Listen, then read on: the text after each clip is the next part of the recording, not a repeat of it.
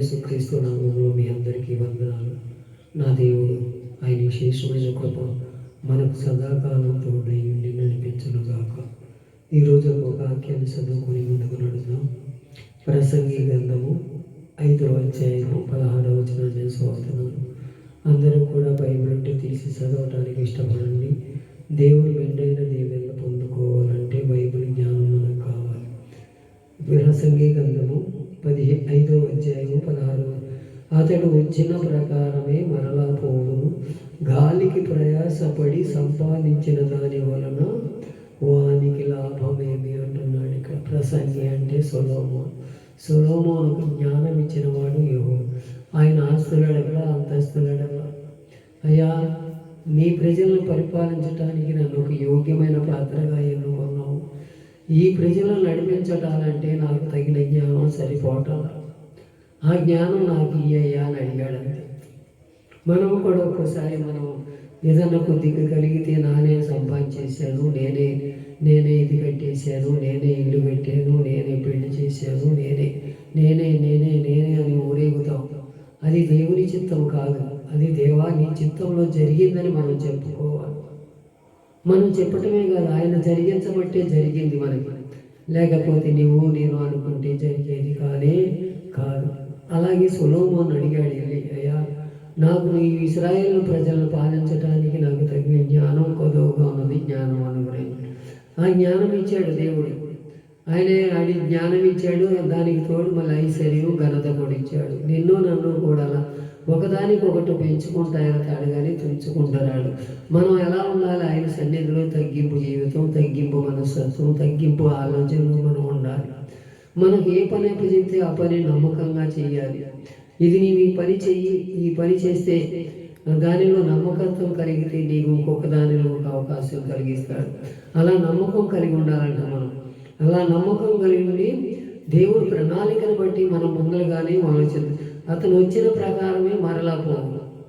ఇక్కడ మనం ఏదో శాస్త్రులు కూడబెట్టుకోవాలని, డాబాల మీద డాబాలు కట్టుకోవాలని, పొలాల మీద పొలాలు కొనాలని మనం పిల్లలు. నన్ను ఒక పని మీద పిలిచాడు. ఆ పని ఏమిటంటే నా పని పూర్తి చేయటానికి. తండ్రి ఆయన కూడా ఒక పని మీద పంపించాడు. తండ్రి చిత్రం నెరవేర్చడానికి ఈ లోకానికి వచ్చాడు. మనం కూడా ఆయన చిత్తాన్ని నెరవేరితే మనకు కూడా పరలోకంలో ఒక స్థానం ఉంటుందని ఆయన చెబుతున్నాడు. మీరు ఏమి సంపాదించుకోవడం ఏం అవసరం, నీకు దానివల్ల లాభం లేదు, ఏ రోజుకి ఆ రోజు జరిగిపోయేదిగా చూసుకోమంటున్నాడు చెప్పి. అలా ఉంటున్నాము మనం. ఒకసారి మన హృదయాలు పరిశోధించుకున్నాం. కొద్దిగా కలిగితే నన్ను పట్టుకునే వాళ్ళు అసలే ఉండరు. కొద్దిగా మంచివి ఆలోచనలు ఉంటే కొద్దిగా 4 రోజులు కూడి దొరికితే దేవుడిని మరిచిపోతాం. అలాంటి స్థితిలో ఉండకూడదని దేవుడు కోరుకుంటున్నాడు. నన్ను కూడా మనం మేలైన మార్గంలో నడవాలంటే ఆయన సంపాదించిన దాని వల్ల లాభం లేదంట. మనం ఇతరుల గురించి సంపాదించవసరం, మన గురించి మనం సంపాదించుకొని మనం దేవుడి సన్నిధిలో కడుభయభక్తులు కూడుకొని మనం వెనకేసుకోవడానికి రావసరం.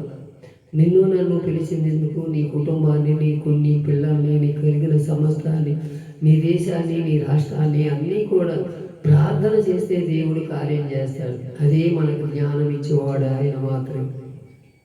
అలాగే లూకా సువార్తమానం 9వ అధ్యాయము 25వ వచనాన్ని ఒకడు తన లోకమంతయు సంపాదించి తను తాను పోగొట్టుకున్న వల్ల లేక దాన్ని నష్టపరుచుకుని ఎడల వానికి ఏమీ ప్రయోజనం. ఇక్కడ అదే అంటున్నాడు వ్యసనపరుని. నాకు ఒడ్డు పడినవి, నా పిల్లల తరాలు తిన్న 100 సంవత్సరాలు తరగట్లేదని ఒక యజమానుడు అంటాడు. ఆ యజమానుడి దగ్గరికి వచ్చి, మీరంతా కూడా మీరేదో కూడబెట్టుకుంటున్నారు కానీ నేను ఎప్పుడు పిలిస్తే అప్పుడు రావాలి. మీరందరూ కూడా లోకమంతా కూడా నేను ఇల్లు బాటలో నేను నడవాలి కానీ మీ బాటలో మీరు నడవటానికి వీల్లేదంటాడు. అలాగే మనం కూడా మనం వచ్చిన పని ఏదో సంపూర్ణంగా చేసి పరిపూర్ణమైన పరిపక్వం కొద్ది, అయ్యా నీ చిత్తంలో నేను నడిచానయ్యా, నా పరుగు కడముట్టించానయ్యా అని తిమోతి ఎలా చెప్పగలిగాడు, మనం కూడా అలా చెప్పగలగాలి. అలాంటి స్థితిలో దేవుని సన్నిధిలో మనము ఒక ఉన్నతమైన స్థానంలో లోకమంతయు సంపాదించాడంట. ఏం ప్రయోజనం? ఈ రాత్రికాల సమయంలో ప్రాణం పోద్దో ఉంటుందో తెలియదు, మనం ఎన్నాళ్ళు బతుకుతామో తెలియదు.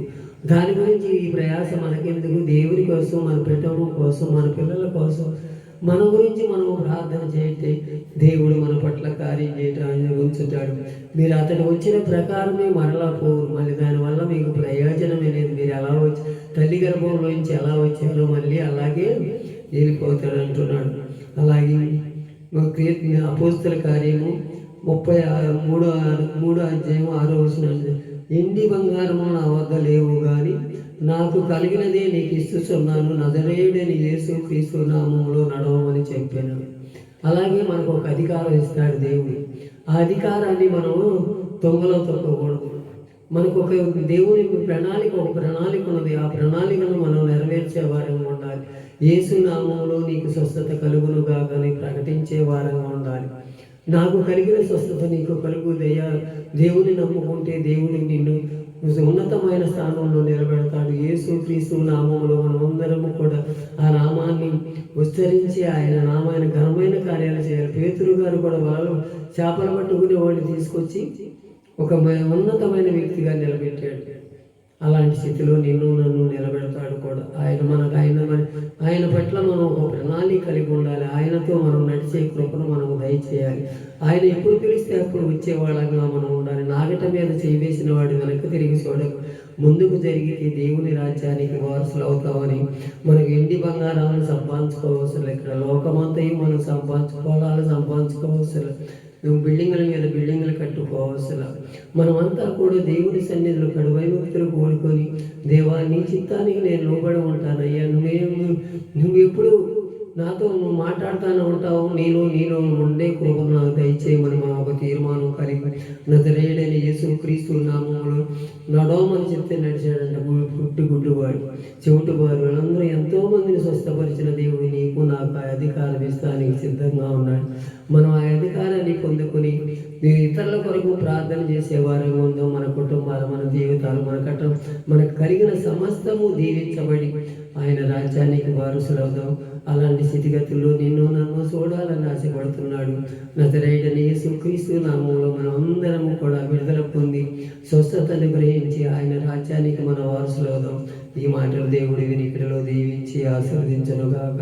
ఆమేన్.